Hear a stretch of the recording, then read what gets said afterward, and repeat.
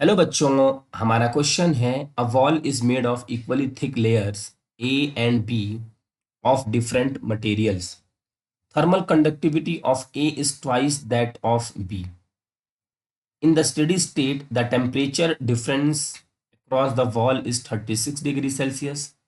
The temperature difference across the layer A is. तो बच्चों, इस क्वेश्चन को सॉल्व करने से पहले हम इसकी सिचुएशन को समझते हैं. मान लीजिए ये हमारे पास एक वॉल है और इसमें दो लेयर्स हैं. ठीक. इस लेयर का नाम रख दिया गया है ए और इसका नाम रख दिया गया है बी, जिसकी इक्वल थिक है. मीन्स ये लेंथ, अगर इसकी थिकनेस एल है तो इसकी भी थिकनेस हम एल मान लेते हैं. थर्मल कंडक्टिविटी दोनों का अलग अलग है, तो हम इससे लिख सकते हैं के ए और ये के बी. अब स्टेडी स्टेट में सिचुएशन क्या है? स्टेडी स्टेट में कहा जा रहा है कि इसके क्रॉस जो टेम्परेचर का डिफरेंस है वो कैसा है? 36. इसको हम लोग कुछ मान लेते हैं T1, इसको T और इसको T2. Means T1 minus T2 बच्चों हमें गिवन है 36 डिग्री सेल्सियस. हमसे पूछा जा रहा है the temperature difference across the layer A. इस लेयर के अक्रॉस टेम्परेचर का डिफरेंस मीन्स हमसे पूछा जा रहा है T1 माइनस T कितना होगा.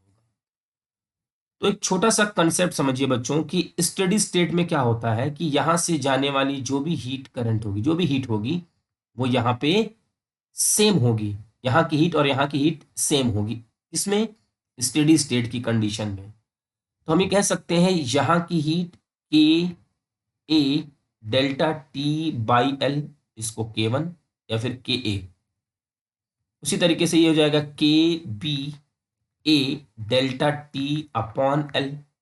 ये एल से एल कैंसिल, ए से ए कैंसिल, तो ये हो जाएगा k a delta T is equal to के बी डेल्टा टी.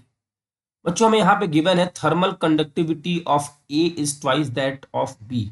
मीन्स जो के ए है वो 2 टाइम्स ऑफ के बी है.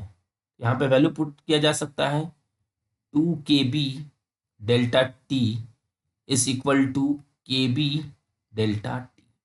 यहाँ से ये कैंसिल आउट और ये हो जाएगा 2. इसके लिए delta T T1 minus T और इसके लिए T माइनस. ठीक है बच्चों. अब देखिए ये हो जाएगा 2T1 minus 2T is equal to T minus T2.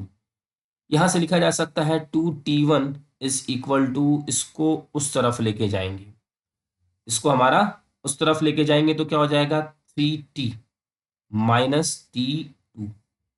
अब हम दोनों तरफ ऐड कर देते हैं T1 को, लिख सकते हैं 2T1 प्लस T1 और ये हो जाएगा 3T minus T2 plus T1. ऐसा लिखा जा सकता है. अब इसको सॉल्व करेंगे तो ये हो जाएगा 3T1 is equal to minus T2 plus T2 plus T1 plus 3T.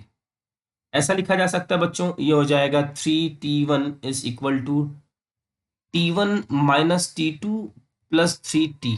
ऐसा लिख सकते हैं T1 माइनस T2 और T1 माइनस T2 गिवन है 36, तो इसकी जगह हम लिख सकते हैं 36 प्लस 3T. अब यहाँ से T1 और ये हो जाएगा 12 और ये होगा T. हमें ढूंढना है T1 माइनस T1, इसको इस तरफ लेके आइए और ये आ जाएगा 12 डिग्री सेल्सियस. तो हमारे इस क्वेश्चन का आंसर है 1. आई होप बच्चों कि आपको ये क्वेश्चन अच्छे से समझ में आ गया होगा. Thank you.